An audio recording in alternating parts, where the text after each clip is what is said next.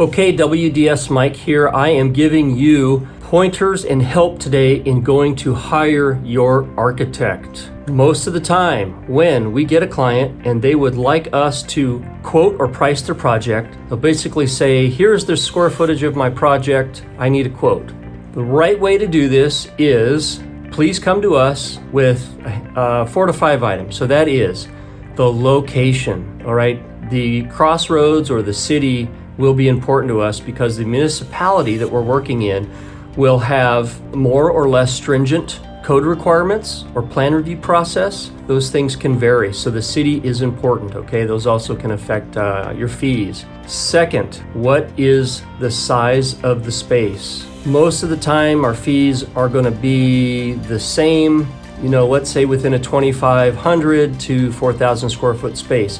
That's going to jump again, maybe in the 5,000 to 7,000 range, and then again in 10,000 square foot range. So the size is important. Even if you're only working in one concentrated area within the building, by code, we're still responsible for showing that entire building. Where you are in the process is a big one.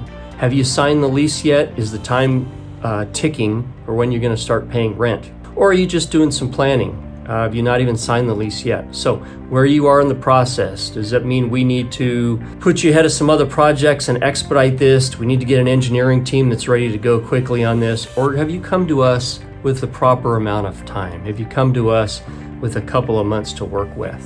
The next item will be, what was in this space previously? Was this a office? Okay, were there accountants working in here previously, and now you're coming in to set up a bakery, right? We need to know what it was, and we need to know what it's going to be. Not only does it affect the space that you have and the requirements that are going to change, okay, which affects your cost, but it affects the code, the amount of information we need to put on the project, and for that matter, may even affect if your project's allowed to go in this building.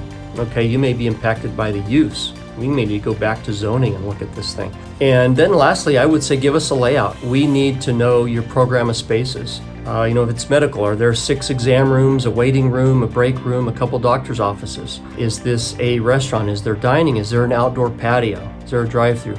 We need to know that program of spaces, and then things that you want us to include. Are we doing as-built conditions, or do you have existing drawings from the space? Do you want us to include interior design on this? Are we selecting equipment? If you come to us with those items, just to recap, it says where this thing's located, what city or crossroads, the size of the space, where you are in the timeline, in the process, what was the space prior to you going into it, what is the space going to be, what kind of business was there, what kind of business now is going to be proposed, and then your program of spaces, your sketch, your ideas. We need to see those. If you can come to us with those, we will get a very accurate price. I can price that immediately over the phone or within 24 hours. Hopefully we'll be a match, we'll be a fit, we'll help you out in the process.